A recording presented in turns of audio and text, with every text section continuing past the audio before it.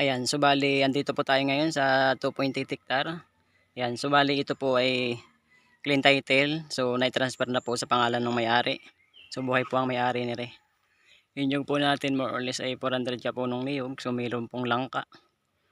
May saba, may mangga. Ang ganda po ito ay marami siyang kahoy. Ayan, so ang layo po natin dun sa cemented road. Almost ay 100 meters lang. Tapos ang frontage po natin dito sa Barangay Road 100 meters. Yan po yan, sementado na po yun. 100 meters lang ang layo natin. So bali ito po yung Barangay Road. Ito po ay bali sakop na po ito ng Unisan, Quezon. 7 kilometers galing dun sa National Highway. So bali 10 to 15 minutes lang. Nandito na tayo sa property. So meron po tayong dadaan ng rough road tapos sementado na po. Yan rin po yung kalsada. Ayan Barangay Road.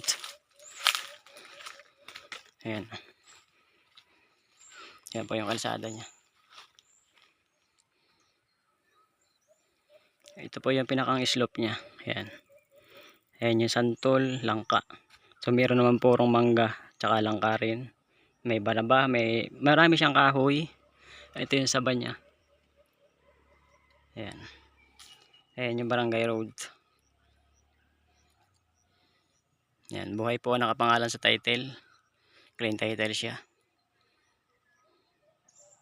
Marami rin po siyang bayabas. Ayan, ayan yung kalsada niya. So bali sakop na po ito ng Unisan.